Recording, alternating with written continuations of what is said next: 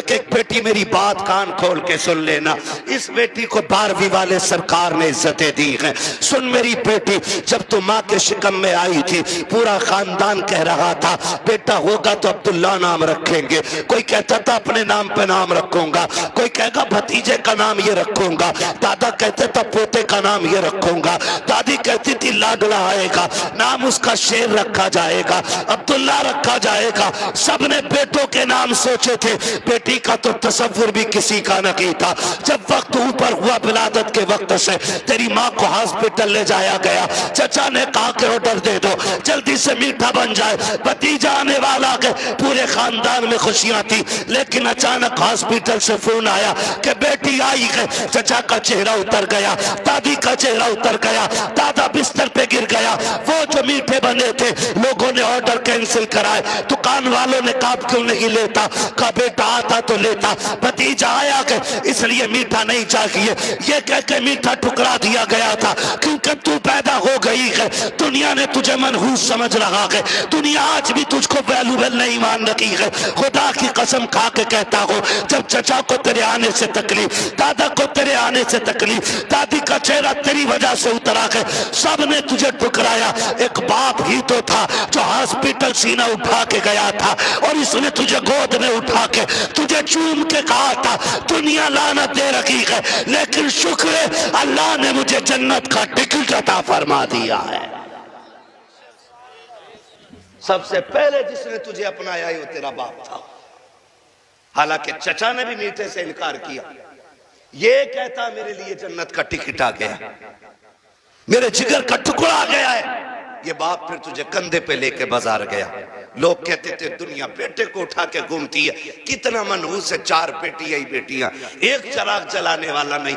मैं कहता हूं मुंह बंद कर, अल्लाह बुझाने पे आए ना तो 18 बेटों वालों के चराग बुझा देता है, और जब जलाने पे आता है तो खुदा बेनामो निशान लोगों के नाम के चराग दिला देता है। मैं बेटियों से कहना चाहूंगा, खुदारा हुजूर के दिए हुए दीन की कदर करो, इसलिए कि एहसान तो सब पे है मुस्तफा का, लेकिन बहुत बड़ा एहसान आमिना के लाल ने आपके ऊपर किया है कि आपको जिंदगी बख्शी है, आपको जीने का हक दिया है। खुदा की कसम खा के कहता हूं, हुजूर नहीं आए थे ना तो औरत को इंसानों में से समझा ही नहीं जाता था। एक औरत को इंसान माना ही नहीं जाता था, जबकि वो मर्द को जन्म देती थी, मर्द को पालती थी, मर्द को पैदा करती थी, लेकिन उसको इंसान लोगों ने तस्लीम ही नहीं किया। कहा क्या है ये? कहा ये लोगों का दिल बहलाने का सामान है। किसी ने कहा नहीं ये पैर की जूती है, किसी ने कहा नहीं ये घरों की रौनक नहीं, ये इंसान के लिए खिलौना है। जब हुजूर आए और अपनी बेटी फातिमा खातून जन्नत को सीने से लगाया और फरमाया मेरी फातिमा मेरे जिगर का टुकड़ा है, तो बेटियों को जो कौम दुश्मन मान रही थी वो अपने बेटियों को जिगर का टुकड़ा मानने लग गई है। ये इज्जत हुजूर ने अता फरमाई है। जो बेटियों को कत्ल कर रहे, सहाबा क्या कहते थे? सहाबा कहते थे या रसूल अल्लाह जब आप नहीं आए थे ना तो हम बेटियों को कत्ल कर देते थे और माथे पे पसीना तक नहीं आता था। जब से आप आए ना तो हम जमीन पर पैर ऐसे देख देख के रखते हैं कि कहीं पैर के नीचे चूंटी ना आ जाए। कहा ये इनकलाब आपकी वजह से आया है।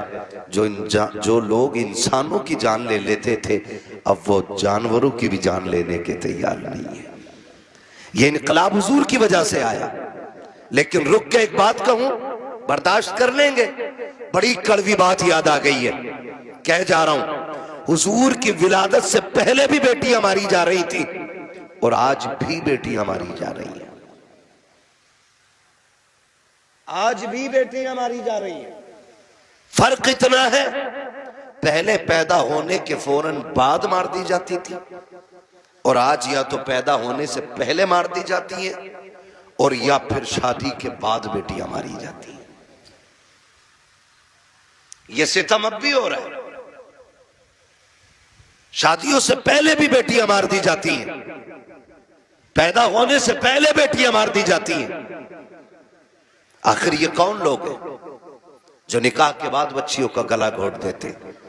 ये वो दौलत के भूखे और कुत्ते लोग होते हैं जिनका पेट जहेज से नहीं भरता है, जिनकी भूख 10 लाख से नहीं मिटती है, जो पूरी जिंदगी कुत्तों की तरह जिंदगी गुजारते हैं।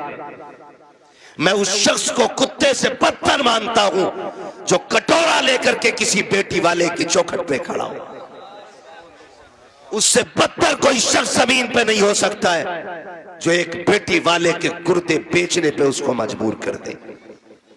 और हम सरकार का दामन नहीं छोड़ेंगे। हम जन्नती हैं, मर के देख, वो लाठी पड़ेगी कोई बचाने वाला नसीब नहीं होगा। इस धोखे में मत रहना कि तेरी वजह से किसी गरीब की आंख में आंसू आए थे और तो यूं ही जन्नत में गुलाब के फूल लगा के भेज दिया जाएगा, ऐसे ही तुझे खुशबू में बसा करके जन्नत में दाखिल कर दिया जाएगा। हाथ जोड़ के गुजारिश करता हूं, पाप उतने करना जिनका हिसाब आसानी से दे सको। याद रखिएगा, अल्लाह अगर हिसाब लेने पे आया, रत्ती रत्ती का हिसाब लेगा और कोई बचाने वाला नहीं होगा। कोशिश ये कीजिएगा किसी की आंख का आंसू तेरी वजह से ना आए, कोई गरीब तेरी वजह से ना रोए, वरना खुदा की कसम कितनी भी अजानें तेरी कब्र पे हो जाए, जितने चाहे 40 में करा लेना, जितने चाहे तीजे पढ़वा लेना, अगर तूने किसी का दिल दुखाया है, अल्लाह उस वक्त तक तुझे जन्नत नहीं देगा जब तक गरीब के एक आंसू का बदला तुझसे नहीं ले लिया जाए। ओ किधर खड़े खाओ, हराम का जहेज लेके मौलवी से फाता पढ़वा के हलाल का हो जाएगा। सुन, आज तू किसी की बेटी को लेकर आया, कल तेरे आंगन में भी बेटी आनी है, कल तेरे आंगन में भी बेटी होगी। अपनी बेटी रानी और दूसरे की बेटी नौकरानी,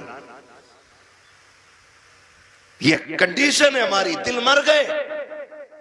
4 बेटे तो हिसाब लगा रहा, 10 लाख कलुआ में मिलेंगे, 10 बूरा में मिलेंगे, 10 गुड्डू में मिलेंगे, 10 पप्पू में मिलेंगे, हराम में 40 लाख लेगा। भाई किसी का नाम हो बुरा ना मानना, मैं सिर्फ एक मिसाल के तौर पे कह रहा हूं। मुझे क्या मालूम आपके क्या नाम, मैं सिर्फ बताना चाह रहा हूं। हिसाब लगा रहा बैठ के 10-10 जोड़ रहा है। अब तो और तरक्की कर गए लोग, 15 पे कहानी आ गई। और रिश्ता कराने वाले लोग सिर्फ 500 रुपए के लिए मर रहा। बिचौलिया, रिश्ते कराना अच्छी बात है, और वो रिश्ते कराने वाला अच्छा आदमी है जो सच्चा हो। ये जो झूठ बोल के कह रहा ना, सुनो तुम्हें पता कुछ कहा क्या, का वो जो है उनका लड़का 70,000 रुपए महीना कमा रहा, और कहता किसके सामने, जिसकी बच्ची जवान हो गई हो। हाँ, तो वो पूछता, उसके कान खड़े होते, भाई हर बाप चाहता बेटी सुख में रहे। कौन बाप ऐसा, मैं या आप? कोई ऐसा बाप नहीं है जो अपनी बेटी को दुख में देखना गवारा करे। हर बाप को बेटी प्यारी होती है, हर बाप को बेटी प्यारी है। तो उसके बाद जाके कह रहा फलां का बेटा 70,000 कमा रहा, तो उसने भी कोनी मार के कह दिया जरा कराओ यार रिश्ता। फिर पक्का पता 70 कमा रहा? हाँ मैंने कल ही देखा, उसने अपने अब्बा खाते में डाले। लंबा झूठ। कह रहा मगर यार करा तो दूं रिश्ता, अच्छा बात करूंगा। इसके भाव बढ़ते हैं। कह रहा अच्छा बात करूंगा। 2 दिन बाद आके कह रहा रिश्ता तो हो जाएगा, लेकिन बता मैं यार लौंडे की कमाई बढ़ी है ना, तो इसलिए वो उनकी सोच रहे हैं कि रिश्ता बराबरी का मिल जाए। अब बेटी वाला समझ जाता बराबरी का मतलब यह है कि ये हराम का खाना चाह रहा। कह रहा क्या मतलब का, क्या दे दोगे तुम? क्यों? वो लड़की वाला कहता 70 कमा रहा तो 15 दे देंगे। कह रहा लो 15 तो उसको फला गांव से मिल लेते, उन्होंने 15 पे काम आनी है, और बढ़ाओ कुछ। 20 लाख पे रिश्ता तय, 20 लाख पे रिश्ता तय। जब रिश्ता हो गया, शादी हो गई ना, तो झगड़ा हो रहा कि समझाओ ये कुछ करता ही नहीं कि यार ये तो 70 कमा रहा था। अब क्यों नहीं करता है? कहा वो तो इसलिए झूठ बोला था ताकि रिश्ता बराबरी का मिल जाए। फिर अब जब वो बात खुल के आती है तो फिर तलाकें होती हैं। तेरे बेटे का तो कुछ नहीं जाएगा, लेकिन जिस बेटी को एक बार तलाक हो जाती है ना, उस बेटी की जिंदगी पे बहुत बड़ा दाग लग जाता है, बहुत बड़ा दाग। और बेटियों की इज्जत इतनी नाजुक होती है, तलाक तो अलग साहिब, छोड़ना तो अलग की बात है। अगर लड़की को देखने वाले आकर के एक बार जाकर के ये कहते लड़की पसंद नहीं आई है, तब लोग उस लड़की में कीड़े पैदा करना शुरू कर देते हैं। कोई कहता है कि चलन अच्छा नहीं होगा, कोई कहता है कि बच्ची का घरवार अच्छा नहीं होगा, कोई कहता कैरेक्टर अच्छा नहीं होगा, कोई कहता नहीं नहीं नाक नक्शे की कमी रह गई होगी, कोई कहता देने के लायक नहीं है। इतनी बातें लड़की में पैदा की जाती है। और तुम्हें खुदा का वास्ता है, मिलाद वाले मुस्तफा का वास्ता हाथ जोड़ के कहता हूं, जब बेटियों की रिश्ते की बारी आया करे तो शद्दाद हमान न बना करो, नमरूद फिरौन न बना करो, दुनिया में हाकिम न बना करो। अगर बेटी की चाहिए आपको तो किसी पे जबरन बेटी ना लो, दौलत के साथ बेटी ना लो, बल्कि झोली फैलाओ, भिखारी बन जाओ और के खुदा के वास्ते बेटी दे करके हमारी नस्लों को इज्जतें दे दे। खुदा की कसम, जब बेटियां ऐसे आती हैं तो फिर नस्लों में खालिद बिन वलीद जैसे लाल पैदा होते हैं। लेकिन ऐसे मांगे कौन? बारात भी तो लेके जाएगा। कितनी बारात चल रही है भाई? हाँ, जब निकाह इमाम पढ़ा देना तो कहते इमाम साहब कितने पैसे हो गए? इमाम साहब ने कह दिए 5,000। गरीब इलाका होगा यार, छोड़। अगर इमाम ने कह दिया ना 7,786, तो कह रहा कौन सी शरीयत में? फिर कह रहा कौन सी शरीयत में? अब तुझे शरीयत याद आई, तेरा बाप जो हराम के खाने खिलाने के ये 300-400 लोग लेके आया, ये तेरे बाप की लाल किताब में लिखे? बेटियां मुर्तद हो रही हैं, जहर खा रही हैं तुम्हारे इन पापों की बुनियाद पर। बारात का इस्लाम में कोई तसव्वुर ही नहीं है, बिल्कुल तसव्वुर नहीं है। हक ही नहीं है कि बेटी वाला खाना खिलाए बारात को। लेकिन पहले सैंपल भेज रहा मुंहों के, कह रहा बोटी बिना हड्डी की होनी चाहिए, रसगुल्ले ज्यादा बड़े ना हो। क्यों? बगले लेके आएगा। इसने कौम का बेड़ा गर्क करके रख दिया है। एक बाप की बेटी जवान हो जाती है, बाप बेटी को देख के सूखना शुरू कर देता है। इसलिए नहीं कि बेटी जवान हो गई है, इसलिए सूखना शुरू हो जाता है कि बेटी जवान हो गई है। अगर कोई दरवाजे पे शरीफ आ भी गया तो बारात में हराम की खाने वाले लोग आएंगे। पहली बात तो जो भी बेटी लेने के लिए आएगा 4-5-10 लाख से शुरू होता है, उस कुत्ते का पेट भी भरना है। फिर जो बारात हराम का खाने के लिए आएगी उनके लिए भी इंतजाम करना है। हद तो तब हो जाती है जब 400 बाराती खाने के लिए बैठे हो और लड़के का बाप बगल में परस दबा करके बारात के टेबलों पे चक्कर लगा के पूछता है नमक ठीक है कि नहीं, मिर्च ठीक है कि नहीं, कोई कमी तो नहीं रह गई है। पूछना तो ये लड़की वालों को चाहिए था, ये क्यों पूछ रहा है दयूस की औलाद? इसको हक किसने दिया है कि ये खाने की कमी पता करे? और कितने बेगैरत होते हैं, उसके बावजूद भी उठ के कहते हैं नहीं जी बात तो ठीक है, खाना भी सही है, लेकिन नमक ज्यादा कर दिया गया है, मिर्च तेज कर दी गई है और बेगैरत नाक तक खा चुका है, तो खाने में ऐब निकाल क्यों रखा है? पहली बात तो ये है लड़के वालों को हक नहीं है कि वो बारात के खाने के बारे में पूछे और फिर ये कहे खाना कैसा है। सुन बेगैरत सुन, जब तुझे लगे कि तेरी बारात हराम के लुक में तोड़ रखी है तो कोने में झांक के देखना, उसी पिंडाल के किसी कोने में लड़की का बाप सहमा हुआ होगा, गर्दन झुकी होगी, बगल में हाथ होंगे, आंखों में नमी होगी, कभी बारात देखता होगा, कभी आसमान को देखता होगा, कहेगा मालिक आज लाज बचा लेना। अगर एक बाराती फाके से चला गया, मेरी बेटी को पूरी जिंदगी ताना दिया जाएगा। गरीब बाप खड़े होकर के अपने रब को आवाजें दे दे के कहता कि मेरे परवरदिगार खाने में बरकत देना, अल्लाह खाना कम न पड़ जाए। और जब खाने से निकलता बंदा अगर वो पूछता कि बताओ खाना कैसा था, और एक बेटी के बाप से बड़ी बेगैरती से कह दिया जाता है कि खाना ठीक था लेकिन नमक की कमी थी, मिर्च ज्यादा थी, बाप का कलेजा टूट जाता है। मैं पूछना चाहता हूँ, अगर नमक ज्यादा भी था, मिर्च तेज हो गई थी, अगर तुम इतना कहते थे अल्लाह का शुक्र बहुत अच्छा खाना है, तो तेरा क्या चला जाता? कम से कम गरीब का मान रह जाता, उसका दिल रह जाता। तूने खाने का इनकार किया, उसका दिल भी तोड़ा, रब को भी नाराज किया। खुदा के वास्ते किसी का दिल ना तोड़ा करो, अगर हो सके तो दिल तोड़ दिया करो। अगर ऐसा करोगे काबे वाला भी राजी हो जाएगा, मदीने वाला भी राजी हो जाएगा।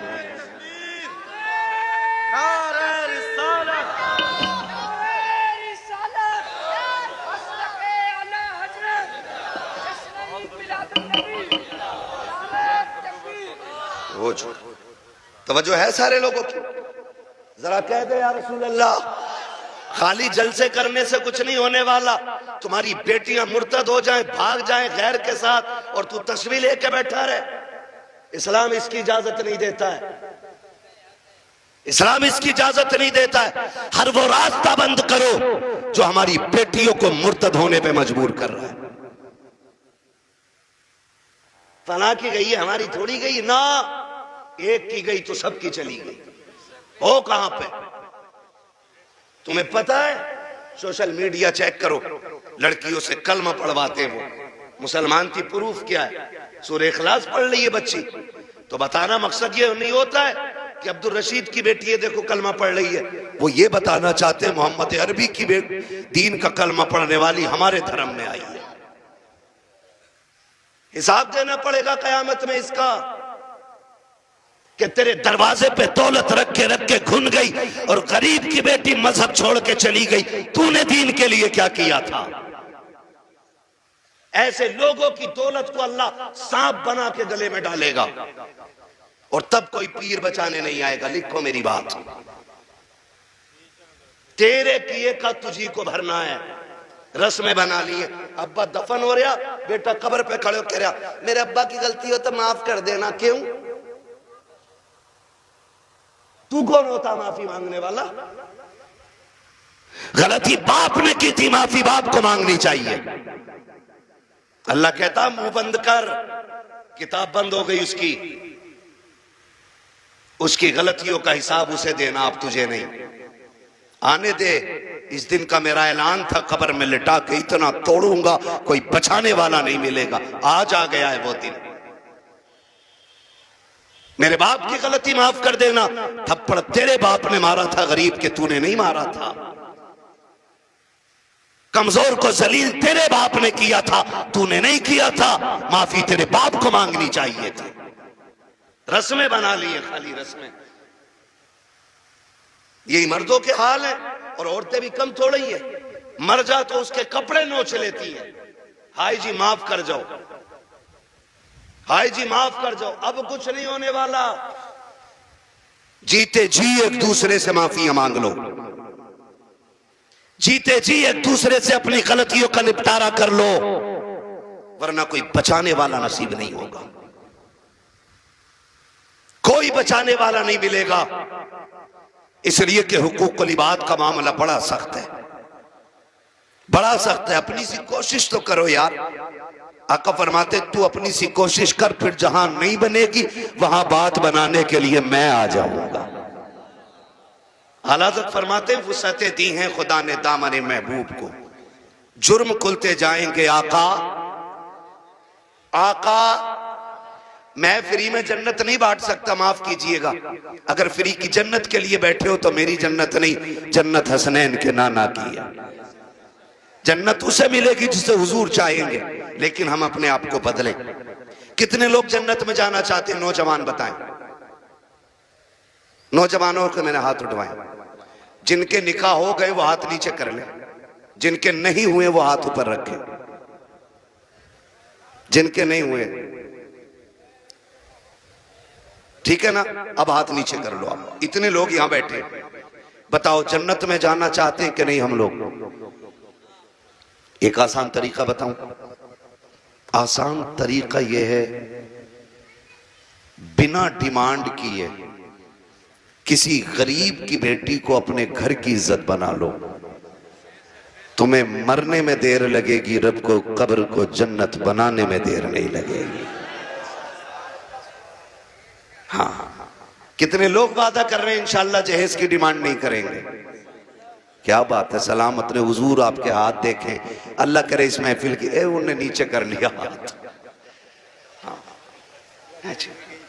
नहीं वो लगने गई होगी, अब्बा ने कही होगी मुंह तोड़ दूंगा तो बुलेट ना मिली तो। अब्बा भी बड़ा बेगैरत होता, हाथ नीचे करो, अब्बा याद आ गया। 1 मिनट नहीं बैठागा अब्बा को बुलेट पे ही, और अब्बा लिस्ट में सबसे ऊपर बुलेट लेके घूम रहा। हाँ, 1 मिनट नहीं बैठागा बुलेट पे अब्बा को, और अब्बा के हाथ में इतनी लंबी लिस्ट है। पिलाई पूछ दिया बेड में क्या इंची वाली है, 1 दिन नहीं बैठेगा बुढ़ा बेड पे। और गरीब का जीना हराम करने में सबसे आगे हैं? नहीं अब्बा ही कर रहा है। तो कितने लोग जन्नत में जाना चाहते हैं नौजवान, जरा बताएं। मैं आसान तरीका बता रहा हूं, सारे जाना चाहते हैं ना? हाथ नीचे कर लो, खुदा सलामत रखे। पूर्व ससुर के देने से नहीं पड़ती है, किसके देने से पड़ती है? बहुत कमजोर लोग हो यार। हमारा रब कौन है इतना पता है ना, तो फिर बोलो किसके देने से पूर्व पड़ती है? तो ससुर से मांगना चाहिए कि अल्लाह से?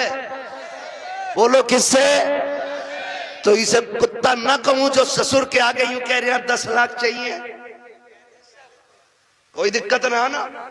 कुत्ता वो खाता जो फेंका जाता है, और ये कुत्ते से बदतर है जो छीन के ला रहा है। कितने ऐसे लोग हैं ना, कितने होशियार होते हैं, इतने होशियार होते हैं। रिश्ता करा दो साहब, कोई डिमांड करना ना, कुछ ना, खाली लड़की दिलवा दी। खाली लड़की मिल गई, फिर बिचौली आके कहता सुनो कि हाँ कि लोग बड़े अच्छे शरीफ हैं, कुछ भी ना मांग रहे, लड़की कह रहे लेकिन यार तुम कुछ गैरत करियो। बिचौलिया भी बड़ा बड़ा बना हुआ पड़ा। अगर इसकी कुटाई का नंबर आ गया ना तो कोई बचाने वाला नहीं मिलेगा। कोई बिचौलिया, सबको नहीं कह रहा हूं, जो अच्छे वो तो अच्छे ही है। एक दूसरे का मुंह ना देखा करो, मुझे दोनों ही चोर लगते हैं। फिर तो कह रहा तुम्हें पता है लोग तो बहुत अच्छे हैं, लेकिन थोड़ा सा ख्याल करियो। क्या ना, गाड़ी कौन सी निकाल ले? तो गरीब बंदा कह रहा है कि हाँ एस्प्लेंडर निकालने के ना। वो लड़का कह रहा था यार वो बुलेट हो जाती ना तो अच्छी थी। ऐसे भीख मांग रहा, कैसे फेर डाल के भीख मांग रहा।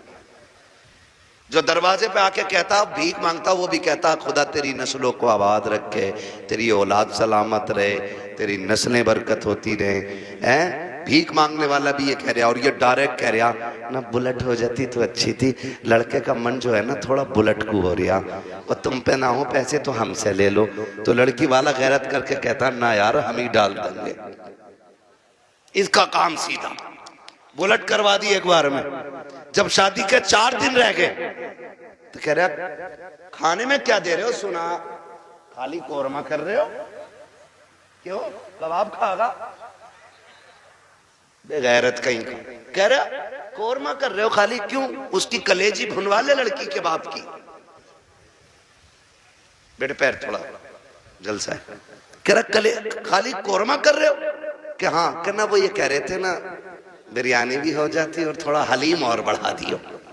अब तो ये चल ही रहा, फेफड़े निकाल दिए बेटी वालों के, ऐसी कंडीशन कर देते अभी कुछ दिन पहले की बात थी, एक न्यूज शाये की गई, एक बाप ने बेटी की शादी से 4 दिन पहले फांसी लगा ली। क्यों फांसी लगाई? तारीख का ये बाप इस दौर के कलंक बन करके माथे पे चमकता रखेगा, सिर्फ इसलिए कि जब बेटी के निकाह के 3 दिन बाकी रह गए थे तब ससुराल वालों ने लिस्ट बनाकर जहेज की भेजी, उसमें महंगे महंगे सामान भी थे। गरीब बाप जब शाम को घर पे आया, खाने के लिए बैठा तो लुक़्मे हलक से नहीं उतरे। बेटी बेटी होती है समझ गई, अब्बा बात क्या है, क्यों नहीं खा रखे हो? कहा बेटी कुछ नहीं है। अल्लाह अकबर, बेटी कहती है अब्बा मेरी वजह तो नहीं है? कहा नहीं बेटी तेरी कोई वजह नहीं है। तारीख गवाह है कि वो बाप जो दिन भर ठेला लगाता था, जिसको बाप की बेटे की रुखसती करनी थी, उस बाप ने रात के सन्नाटे में फांसी लगा करके अपनी मौत को गले लगाया। अगले दिन लाश जब उतारी गई, जेब के अंदर से कागज मिला, उसमें लिखा हुआ था मेरे रिश्तेदारों, मैं इस लायक नहीं हूं कि तुम्हारी खुशी पूरी कर सकूं और बेटी को नाकामी का चेहरा नहीं दिखा सकता था, इसलिए मैं दुनिया छोड़ के जा रहा हूं। अगर मेरी लाश तुम्हारे काम आ जाए तो इससे फायदा उठा लेना। तुम्हें खुदा का वास्ता इन हालात में बेटी वालों को मत लाओ। कैसे मौतें हो, अगर ऐसे मौतें होंगी तो ना कोई यहां बचाने वाला मिलेगा ना वहां बचाने वाला मिलेगा। आसान करो शादियों को, करेंगे इंशाअल्लाह, आसान करेंगे। कितने लोग जहेज नहीं मांगेंगे वो हाथ उठा के बता दें। वो बुढ़े भी हाथ उठाते जिन्हें बेटों के लिए नहीं लेना। हाथ देखो कौन नहीं उठा रहा है, नहीं सारे उठाएं एक साथ। जवान भी जिन्हें, सुनो पहले समझ लो, पहले समझ लो सही से। हाँ, वो जवान हाथ उठा के वादा करें जिनकी शादी नहीं हुई है कि हम जहेज मांगेंगे नहीं। और वो बूढ़े जिनकी औलाद है वो ये वादा करें हम अपनी औलाद के लिए सवाल नहीं करेंगे किसी से। कर सकते वादा? कितने लोग कर रहे हैं? जरा हाथ उठा दे। अल्लाह का शुक्र है, बस हाथ नीचे रख लो, इतनी हुजूर के गुलाम काफी थे। बाकी को तो देख लेना मैदान महशर में, सब पता चल जाएगा।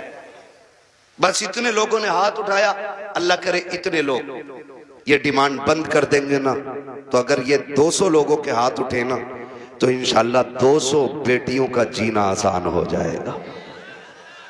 और मेरा नबी आया ही बेटियों की जिंदगी आसान करने के लिए है। इसलिए 12वीं की इस महफिल में मैं बेटियों की इज्जत के हवाले से कहना चाहता हूं, खुदारा इतना आसान कर दो निकाह कि बेटियां सुबह फजर में उठ के कहा करें शुक्र मालिक तूने हुजूर की उम्मत में पैदा कर दिया है। हाँ जी, अल्लाह सलामत रखे, क्योंकि हुजूर आए, बेटियों को जीने का सलीका मिला है। और बेटियों से भी एक बात कह जाऊं आखिर में, कह दूं बेटियों से भी एक बात, आखिरी बात है, बेटियों से भी कह दे रहा हूं। बेटियों से गुजारिश है, कभी भी अपने बाप के सामने खड़ी ना होना। खड़े होने का मतलब यह है कभी बाप के मुकाबले में ना आना। कभी ऐसा नहीं होना चाहिए कि बाप के जायज फैसले पे तुम इनकार करो।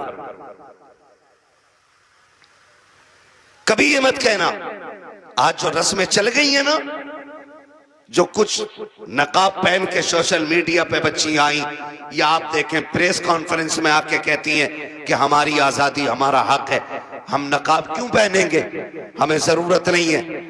ऐसी बच्चियों को देख करके कई बच्चियों की सोचें बिगड़ती जा रही हैं। मैं बेटियों से गुजारिश करना चाहूंगा, कभी बेटियां बाप के मुकाबले में आके खड़ी ना हो, और कभी ये ना कहें कि मेरा जिस्म मेरी मर्जी है, मेरा वजूद मेरी मर्जी है। मेरी बेटी अगर रुखसती की बात निकाह की आए ना, तो कभी बाप से जहेज की फरमाइश ना करना। कभी ये मत कहना अपने बाप से कि अब्बा जैसा फलां की बेटी को जहेज मिला वैसी मैं लेके जाऊंगी, इसलिए कि हो सकता है तेरे बाप का कब्जा ना हो। इसलिए कि हर बाप अपनी बेटी को अपनी हैसियत से बढ़ के ही देना चाहता है। ये क्लियर, हर बाप अपनी बेटी को सुन रहे हैं, हैसियत से बढ़ के ही देना चाहता। इसलिए बेटियों से गुजारिश है, अगर रुखसती की बारी आए और बाप पूछ भी लेना बेटी बता क्या क्या चाहिए, तो उसके कदमों में बैठना और उसके आगे दुपट्टे की झोली बनाना, कहना अब्बा अगर देना है ना तो चंद मोहब्बत की दुआएं बेटी की झोली में डाल दे, इसलिए कि तेरी दी हुई महंगी वॉशिंग मशीन 4 साल में खत्म हो जाएगी, तेरा दिया हुआ फ्रिज 3 साल में गल जाएगा, तेरी दी हुई बाइक साल 2 साल 10 साल में टूट जाएगी। प्यार भरी दुआएं दे दे, आखिरी सांस तक काम आती रहेंगे। और कभी बाप के मुकाबले में बेटियों खड़ा ना होना, कभी इनको जलील न करना। मुझे तो हैरत होती है वो बेटियां जो बाप की मर्जी के बगैर किसी के साथ भाग जाती हैं, उनकी हिम्मत कैसे हो जाती है कि वह बाप के चेहरे पे कलंक लगा जाती हैं। उन्हें भरोसा कैसे हो सकता है 2 घंटे नाली पे बैठ के बात करने वाले नौजवान पर कि जो अपने बाप की इज्जत की फिक्र नहीं कर सकता, वो तेरी इज्जत की रखवाली क्या करेगा। और मैं नौजवानों से कहूंगा, ऐसी बेटियों से कभी निकाह न करना जो शादी से पहले तुमसे फोन पे बात करती हो, इसलिए कि जो अपने बाप की इज्जत की रखवाली नहीं कर सकती, वो अपने शोहर की इज्जत की रखवाली कभी नहीं कर सकती है। नारे रिसालत के आला हजरत। बहुत बढ़िया। आपसे कहना चाहता हूं, मत कीजिए ऐसी बच्चियों से शादियां जो शादी से पहले आपके साथ फोन पे बात कर रही हैं, इसलिए कि जितना बाप ने एहसान तुम पे किया है ना बेटियों, तुम्हारा शोहर नहीं कर सकता है, नहीं कर सकता है। और ये तेरा मजनू लुल्ल, ये 3 घंटे मच्छरों से कटवाने वाला नाली पे बैठ के और कह रहा तुझे चांद तारे दिखाऊंगा, जो खुद मच्छरों से नहीं बच रहा ये चांद तारे दिखागा। हाँ, और फिर बाप की इज्जत पे कालिक पोतने वाली बेटियों का अंजाम या तो फ्रिज में टुकड़े मिलेंगे,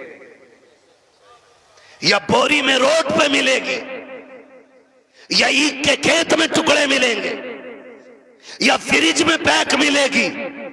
इसलिए कि लव मैरिज के अंदर कितने दिल तोड़े जाते हैं, कितनों की इज्जतें उड़ाई जाती हैं, कितने दिलों से खिलवाड़ होता है, ये कोई नहीं जानता है। इसलिए इस तरह की शादियों पे लानतें बरसा करती है। अरेंज मैरिज कर, माँ बाप की मर्जी से कर, खुदा की कसम जिसमें सबकी रजा होती है उसी में खुदा की रजा होती है।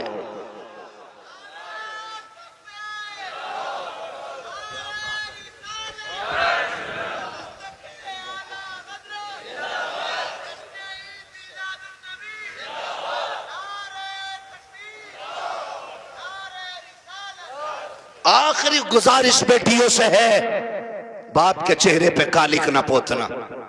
और मैं तुम्हें कितने बेटियां आज भी दिखा दूं कि जिनको चांद के पार ले जाने वाली बातें लोग करते थे और 6 महीने बाद तलाक दे के धक्के दिए, सारी सोसाइटी ने मुंह मोड़ लिया।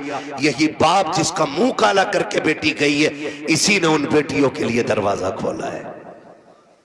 वही बाप फिर इस बेटी को रखता है जिसकी इज्जत के साथ खेला बेटियों ने। मैं तो खुल के कहता हूं बेटियों से, खुदा की कसम खा के कहता हूं, पूरी दुनिया के आशिक एक पल्ले में रखो और सिर्फ बाप का रिश्ता बेटी से दूसरे पल्ले में रखो। पूरी दुनिया के आशिकों का इश्क कम पड़ जाता है और बाप की एक दिन की महत्व भर भरी निगाह जो बेटी के चेहरे पे पड़ती है, वो पूरी दुनिया के इश्क पे भारी पड़ जाती है। सच कह रहा हूं, ये याद रखिएगा, जो इज्जत बेटी को एक बाप दे सकता है वो कोई रिश्तेदार नहीं दे सकता है। और ये मेरे नबी ने करके दिखाया है। आज कहना आसान है, मेरी बेटी मेरे जिगर का टुकड़ा है। हुजूर ने तब कहा था मेरी बेटी मेरे जिगर का टुकड़ा है, जब बेटी को कत्ल करने पे फख्र होता था। हाँ, क्या दोगी बेटी हो, क्या कर सकती हो बाप के लिए, इसका एहसान जानती हो तो तुम्हें बताऊं। अगर ना पता हो ये बात जहन नशीन कर लेना। एक एक बेटी मेरी बात कान खोल के सुन लेना।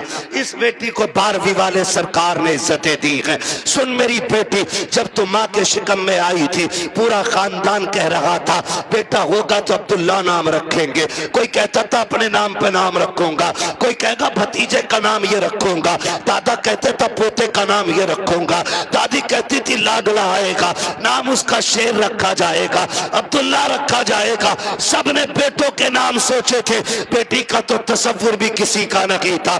जब वक्त ऊपर हुआ विलादत के वक्त से, तेरी माँ को हॉस्पिटल ले जाया गया। चचा ने कहा कि ऑर्डर दे दो, जल्दी से मीठा बन जाए, भतीजा आने वाला है। पूरे खानदान में खुशियां थी, लेकिन अचानक हॉस्पिटल से फोन आया कि बेटी आई है। चचा का चेहरा उतर गया, दादी का चेहरा उतर गया, दादा बिस्तर पे गिर गया। वो जो मीठे बने थे, लोगों ने ऑर्डर कैंसिल कराए। दुकान वालों ने कहा क्यों नहीं लेता, कहा बेटा आता तो लेता, भतीजा आया कि इसलिए मीठा नहीं चाहिए। ये कह के मीठा टुकरा दिया गया था, क्योंकि तू पैदा हो गई है। दुनिया ने तुझे मनहूस समझ रहा है, दुनिया आज भी तुझको वैल्यूबल नहीं मान रही है। खुदा की कसम खा के कहता हूँ, जब चचा को तेरे आने से तकलीफ, दादा को तेरे आने से तकलीफ, दादी का चेहरा तेरी वजह से उतरा है, सब ने तुझे टुकराया। एक बाप ही तो था जो हॉस्पिटल सीना उठा के गया था, और इसने तुझे गोद में उठा के तुझे चूम के कहा था दुनिया लानत दे रखी है, लेकिन शुक्र है अल्लाह ने मुझे जन्नत का टिकट अता फरमा दिया है। सबसे पहले जिसने तुझे अपनाया वो तेरा बाप था। हालांकि चचा ने भी मीठे से इनकार किया। ये कहता मेरे लिए जन्नत का टिकट आ गया, मेरे जिगर का टुकड़ा आ गया है। ये बाप फिर तुझे कंधे पे लेके बाजार गया। लोग कहते थे दुनिया बेटे को उठा के घूमती है, कितना मनहूस है, 4 बेटियां ही बेटियां, एक चराग जलाने वाला नहीं। मैं कहता हूं मुंह बंद कर, अल्लाह बुझाने पे आए ना तो 18 बेटों वालों के चराग बुझा देता है, और जब जलाने पे आता है तो खुदा बेनामो निशान लोगों के नाम के चराग दिला देता है। कह रहा एक भी नहीं चराग जलाने वालों, खाली बेटियां ही बेटियां हैं। तो पता बाप क्या कहता था? बाप फखर से कहता था बस कर, तुझे नहीं पता मुझे बेटी में बेटा नजर आ रहा है, मुझे बेटी काफी है। ये कह के बाप तुझे 18 साल पालता रहा, और आज किसी की मोहब्बत ने तुझे ऐसा बहकाया कि उसी बाप के माथे पे कालिक पोत गई बेटी। खुदा के वास्ते बेटियों से गुजारिश करूंगा, कितनी भी बड़ी तुम्हें कोई स्कीम, कोई ऑफर तुम्हें कोई करे, कभी किसी की नहीं सुननी है। अपने बूढ़े बाप के सफेदी के लगे हुए बालों को देखना है, अपने बाप के लगे हुए टोपी के पैबंद को देखना है।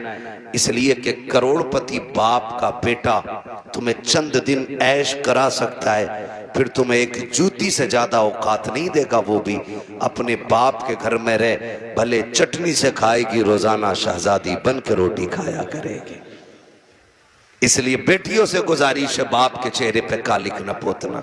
बेटों से गुजारिश है आप भी ना निकलें इस आशिकी से और कुछ कामयाबी की तरफ चलें, पढ़ें, कुछ IAS बने, IPS बने। अब याद रखिएगा फतह उनकी होगी जो इल्म वाले होंगे, कामयाब वो होंगे जिनके पास तालीम होगी।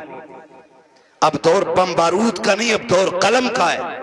इसलिए पढ़िए और इतने आगे बढ़ जाइए कि दुनिया देख के कहे हुजूर की उम्मत जैसी कोई उम्मत नहीं है। इसलिए कि ये अपने हक के लिए लठ चलाना नहीं, अपने हक के लिए कलम चलाना जानती है। पढ़ेंगे इंशाअल्लाह, अपने बच्चों को पढ़ाएंगे। और ये भी गुजारिश आखिर में करता जाऊं, बेटियों को इतना पढ़ाओ बस जितना जरूरी है। इसलिए कि जितनी मुर्तद हो रही हैं वो school, colleges, hostel, service, duty, ये करने वाली बच्चियां ज्यादातर बाप के मुंह पे कालिक पोत रही हैं। मुझे एक बात बताओ, अगर तुम्हारी बेटी IAS बन भी गई या उस डिग्री को हासिल कर लिया और उसने बाप का मुंह काला कर दिया, तो लानत हो ऐसी डिग्री पे। डिग्री वो बेहतर है कि जिसकी वैल्यू कब्र में भी काम आए और हश्र में भी काम आए। इसलिए बेटियों को दीन दीजिए, और वो भी इतना दीन जितना जरूरी है।